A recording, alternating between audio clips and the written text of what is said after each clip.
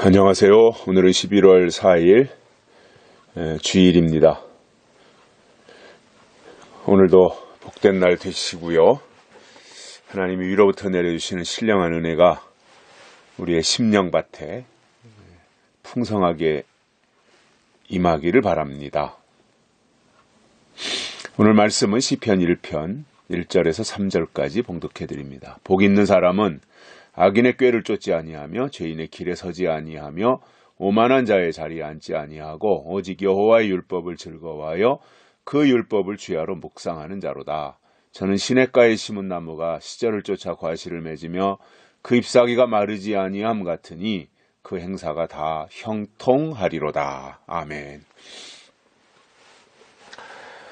오늘 말씀에서 시편 기자는 복 있는 사람에 대해서 말씀을 하고 있습니다.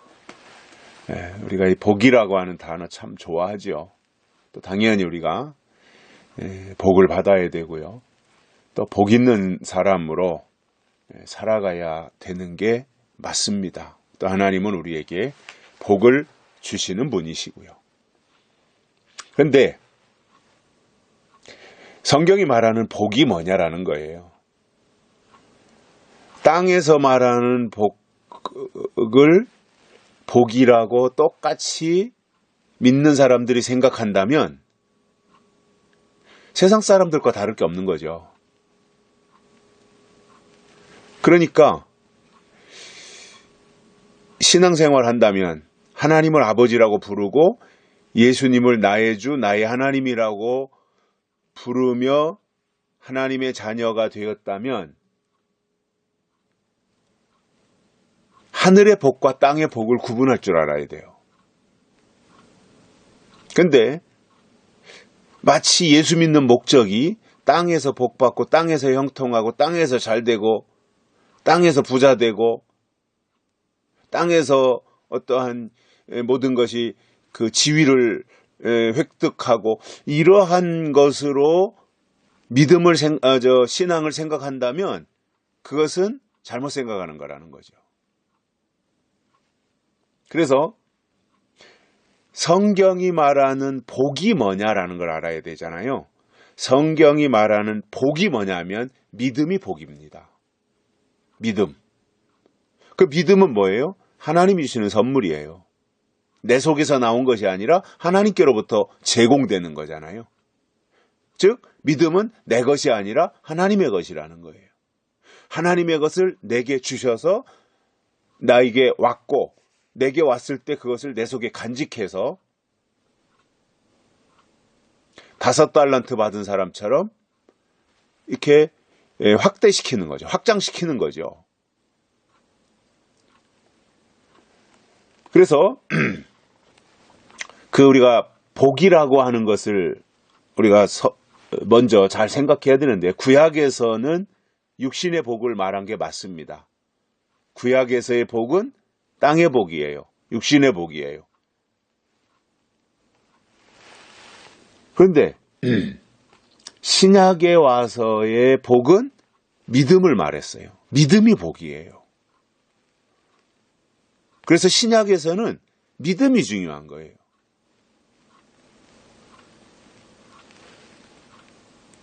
그래서 우리가 이 믿음이 복이라고 하는 것은 뭐예요? 영적인 세계가 있다라는 거잖아요. 영적인 것이다라는 거잖아요. 믿음의 복이라고 하는 것은. 그래서 하늘의 신령한 것을 바라보고 사모하며 그것으로 채워지기 위해서 나가는 이 상태가 믿음이라는 거거든요. 그 믿음이 우리에게 있어야 된다는 겁니다. 그래서 복 있는 사람은 이 말은 믿음의 사람은 이 말이거든요. 그러면 믿음의 출처가 어디예요? 성경이잖아요. 믿음은 성경에서 나오는 거잖아요. 그럼 성경은 뭐예요? 하나님의 말씀이잖아요. 말씀에서 믿음이 나오는 거거든요. 그러니까 오늘 우리에게 주시는 말씀이 하나님께로부터 우리에게 와서 머물러 있어야 드디어 믿음이 있는 거예요. 그리고 그가 믿음 안에서 하나님이 약속하시는 복을 받을 수 있는 거지요. 그래서 이 복 있는 사람, 믿음의 사람들은 먼저 하지 말아야 될 것이 있습니다. 그게 뭐냐면 1절에서 세 가지를 말하는데 악인의 꾀를 쫓지 아니하고 죄인의 길에 서지 아니하고 오만한 자의 자리에 앉지 아니한다. 이 세 가지입니다. 이게 믿음을 가진 사람들이 하지 말아야 될 것이에요. 여기서 보면 악인, 죄인, 오만한 자. 이게 한 계통입니다. 다 이게 악한 계통이고 이게 적그리스도의 계통을 말하는 거예요. 악인, 죄인, 오만한 자. 그래서 복 있는 사람은 악인의 꾀, 그 생각이죠. 악인의 의도, 악인의 생각. 이런 것을 쫓지 않아야 돼요. 근데 반대로 말하면 악인의 생각을 쫓아가면 그 사람은 악인인 거예요. 악인이니까 그 악인을 쫓아가는 거예요.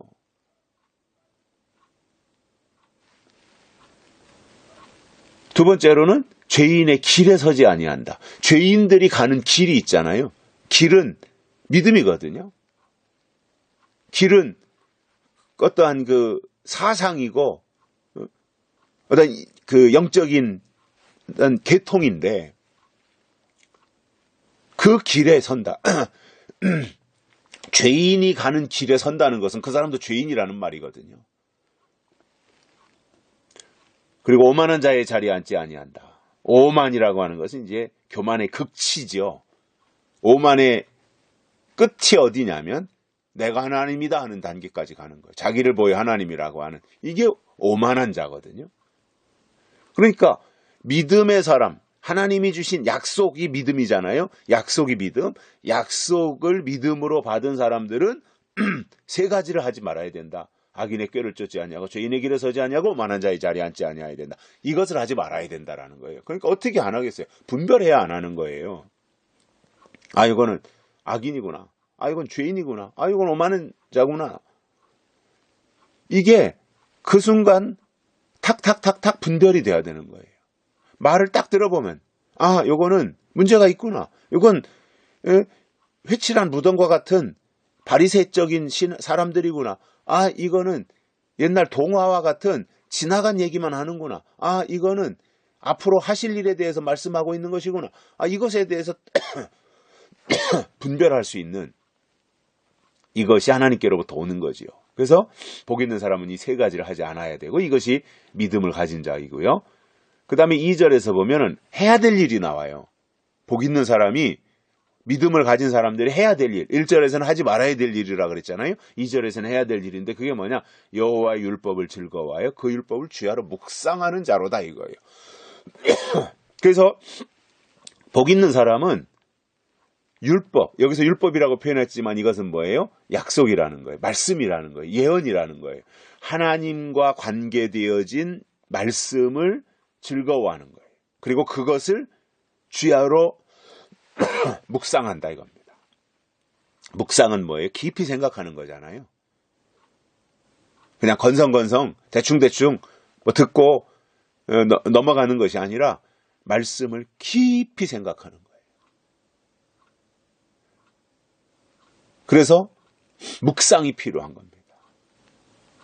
깊은 말씀의 세계로 들어가서 그 말씀 속에서 하나님의 뜻을 발견하고 깨닫고 하나님과 동행하는 삶을 살아야 되는 이것이 적극적으로 복 있는 사람들이 해야 될 일이라는 거예요. 그래서 어제도 말씀드렸지만 의존 어디 가서 너무 지나치게 의존하려고 하는 거, 의존적인 신앙은 어린아이 신앙입니다. 그러니까 어디 자꾸 여기 가서 듣고 저기 가서 듣고 뭐 맨날 그냥 귀나 즐겁고 이렇게 하는 게 결코 좋은 게 아니거든요. 한 방향을 딱 정하고 가면서 그 방향에서 내가 성경을 읽고 성경을 보고 기도하고 하는 가운데서 말씀의 인도함을 받고 그리고 말씀을 읽는 가운데 그 읽는 말씀이 내 속에 깨달음으로 오는 이 과정이 필요한 거예요. 이게 묵상이에요. 그래서 저는 우리가 그 계시록을 공부하고 또 그 예언의 말씀을 우리가 사모하면서 살고 있는데 그렇기 때문에 시간 낭비하면서 여기 끼우 저기 끼우 여기 가고 저기 가고 저는 그러는 거 별로 원치 않아요. 결코 도움이 없어요. 유익이 없어요. 그런데 이제 그런데 익숙한 사람들이 있거든요. 오늘은 이곳 내일은 저곳 그러면서 이렇게 차분하게 앉아서 말씀을 읽고 그 말씀이 내게 주시는 어떠한 깊은 영적인 세계를 체험하려고 하는 것이 아니라 그냥 들으러 다니는 사람들이 있어요. 여기 가서 듣고 저기 가서 듣고. 그러면 이게 잡탕이 돼요. 잡탕. 그러면 우리 것도 없어져 버려요. 왜냐? 우리 것과 저쪽 것이 섞이면 전혀 다른 게 되거든요. 여기서 듣고 저기서 듣고 좋은 말만 다 듣고 다니면 그 사람 속에 믿음이 좋을 것 같죠? 절대 그렇지 않아요. 하나님이 제일 싫어하는 것이 뭐예요? 섞이는 거라 그랬잖아요. 그래서 어떤 면에서는요,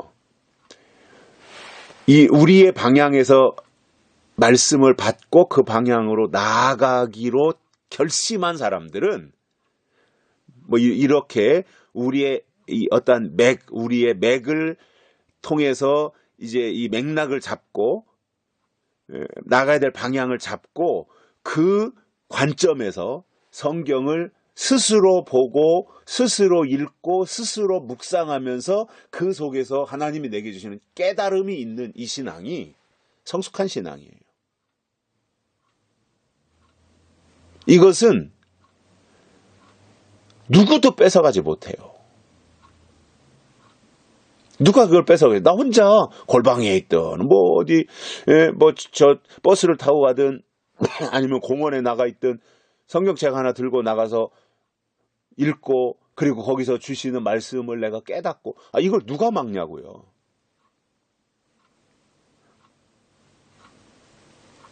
그래서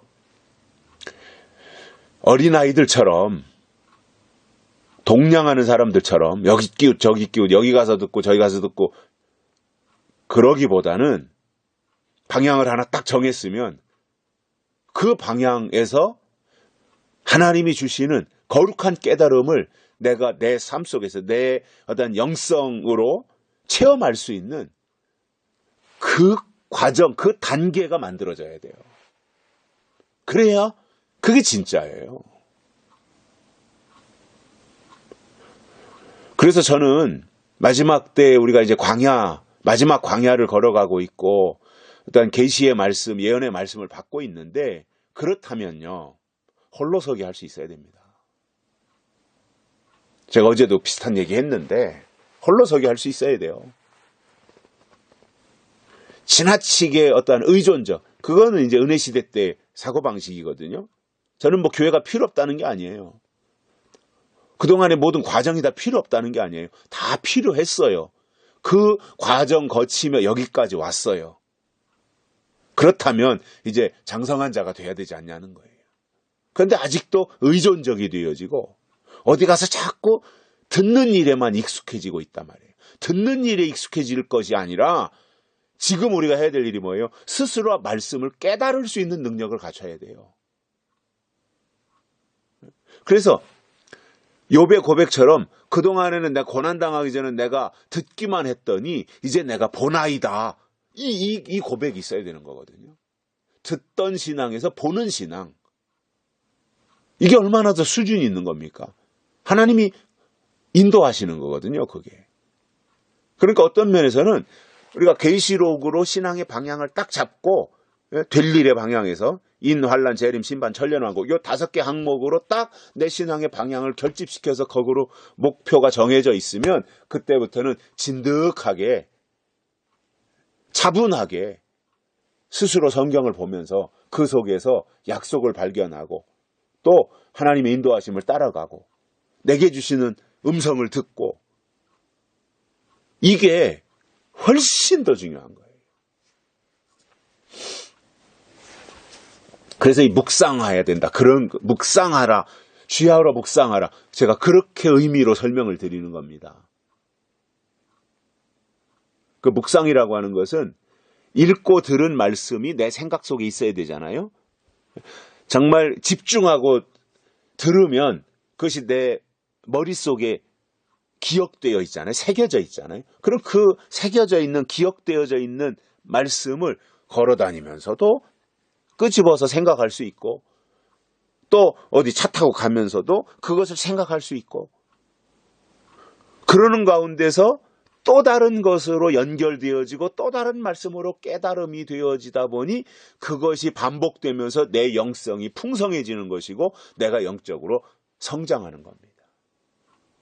그래서 스스로 말씀 속으로 들어가서 묵상하는 이 과정이 없으면 절대 영적인 성숙은 기대하지 마십시오. 제가 보편적으로 주일날 설교, 주일날 말씀을 증거할 때나 이런 때, 이런 기회가 되었을 때, 주일날 말씀 전환 이런 기회가 되어서 보편적으로 말씀을 증거할 때는 이런 얘기 안 해요, 저는.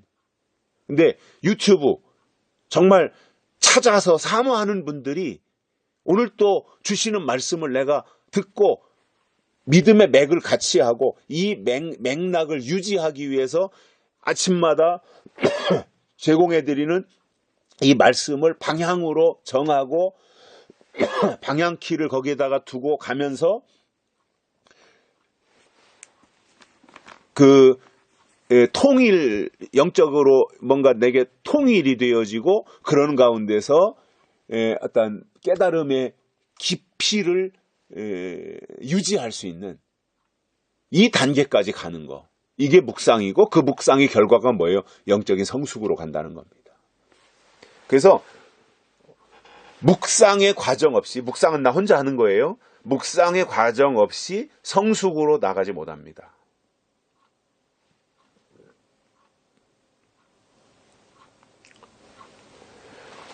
그래서 이것은 중요한 것이고요. 이렇게 할 때 1절에서 세 가지 하지 말고 2절에서 말씀을 즐거워하고 그 말씀을 늘 묵상하며 살 때 3절에서 그에게 주시는 결과가 있어요. 저는 시냇가에 심은 나무가 시절을 쫓아 과실을 맺으며 그 잎사귀가 마르지 아니함 같으니 그 행사가 다 형통하리로다. 이건 결과입니다. 이렇게 해주시겠다는 거예요. 과실이 있고 계절마다 과실이 있고 그 잎사귀가 마르지 않고 그 행사가 다 형통한다. 이게 복이잖아요. 땅의 복은, 세상의 복은 이렇게 행사가 다 형통하는 복 없어요. 이 세상에는. 이게 잘 되면 저게 문제가 있고 저게 잘 되면 이게 문제가 있고. 이 세상에서 아무리 건강한 사람이라도 약한 부분이 있잖아요.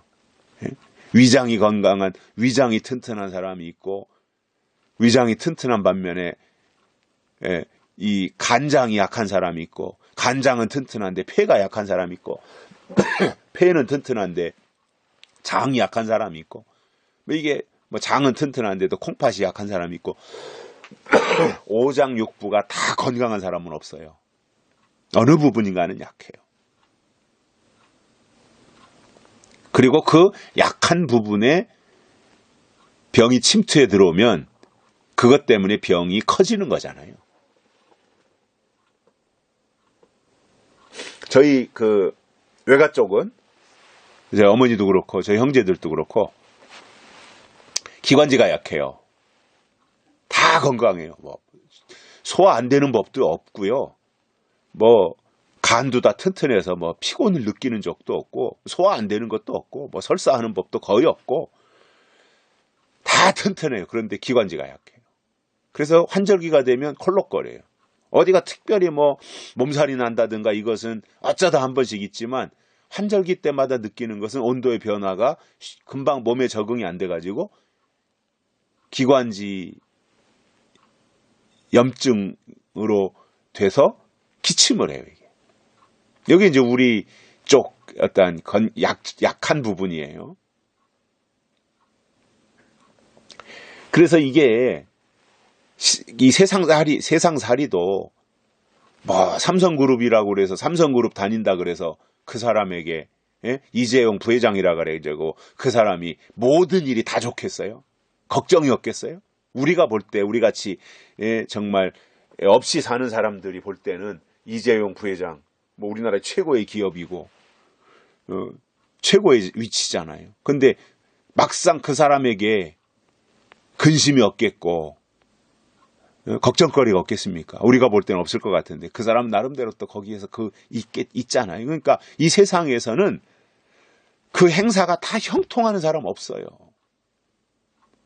한두 가지 잘 되면 또 다른 면에서 안 되는 게 있는 거예요.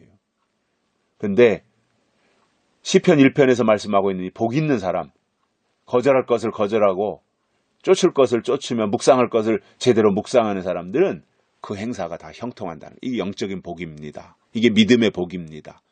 다 형통한답니다. 그 행사가, 그가 하는 일이 다 형통한대요. 이게 성경이 말씀하고 있는 진짜 복이잖아요. 하나님은 이 복을 우리에게 주시겠다는 거예요. 그 복이 어디에서 나와요? 계시록 1장 3절에서 나오잖아요. 이 예언의 말씀을 읽는 자와 듣는 자들과 그 가운데 기록한 것을 지키는 자들이 복이 있나니 때가 가까우니라. 계시록이 마지막 때 복이다, 그 말입니다. 마지막 때 복이 어디서 나와요? 계시록에서 나와요. 다시 오시는 예수님을 만나는 거 어디서 나와요? 계시록에 나와요. 천년왕국에 들어가는 거 어디서 나와요? 계시록에 나와요. 입 맞는 게 어디서 나와요? 계시록에 나와요. 다시 오시는 예수님을 맞이하는 게 어디서 나와요? 계시록에서 나와요. 미혹을 이기는 게 어디서 나와요? 계시록에서 나와요. 거짓 선지자 어떻게 이겨요? 계시록에서 나와요.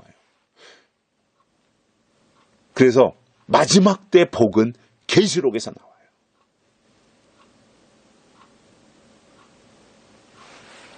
지금은 계시록 하는 사람들이 이렇게 별로 눈에 안 띄어요. 특히 이게 뭐 세대주의 종말론적 입장에서 계시록을 하는 사람들은 자꾸 뭐 세상의 어떤 현상을 갖다 거기다가 첨가하기 때문에, 그리고 약간 뭐 누룩이 들어가서 부풀리고 뭐 구름 타고 올라가고 이런 식으로 하니까 뿅 가게 만들어 놓죠. 세대주의 종말론을 하면. 근데 우리는 세대주의 종말론이 아니잖아요. 우리는 역사적 전천년설에 입각한 성경적 종말론을 한단 말이에요. 뭐 종말론도 아니고 성경적 재림신학을 한단 말이죠. 그러니까 세대주의를 말하면서 예수님의 재림을 말하는 사람들은 뭔가 이렇게 과장도 하고 때로는 뭔가 이렇게 사람들이 볼 때 현혹하는 게 있어요.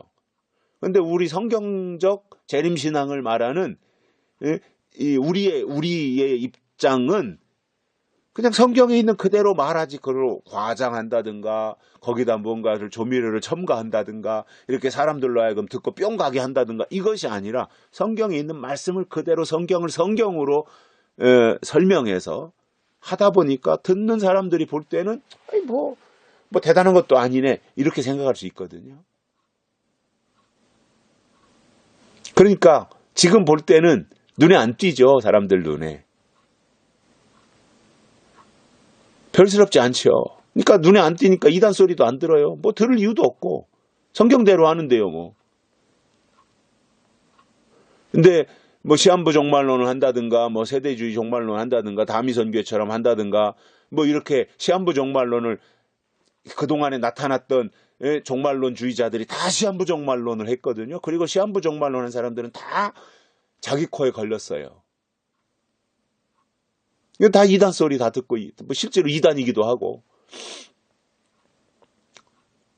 근데 또 그러면서 또 뭐 사람들 거기에 코드가 맞는 사람들은 이제 그리로 몰려가서 세력도 키우고 뭐 숫자도 뭐 몇십 명, 몇백 명 만들고 몇천 명도 만들고 이렇게 할 수 있어요.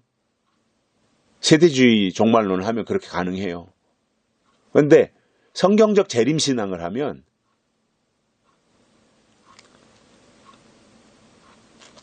별로 그렇게 인기가 없어요. 그러니까 이단 소리도 안 들어요. 들을 이유도 없어요. 성경적으로 하니까.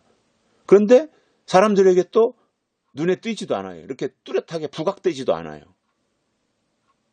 그러니까 그냥 그렇게 가는 거예요. 근데 그게 언제 나타나느냐? 마지막 이제 그 성경이 계시록이 이루어지는 때가 가서 보면 아, 이게 옳은 것이었구나 하는 것이 나중에 가서 나타나는 거예요. 사람들은 현상을 보려고 하는 경향이 있습니다. 현상, 나타난 어떤 현상. 그러나 성경은 현상이 중요하다고 하는 것이 아니라 본질이 중요하다는 거예요. 그래서 우리가 지향하는 계시록과 재림신앙은요, 본질에 충실하자 이거예요.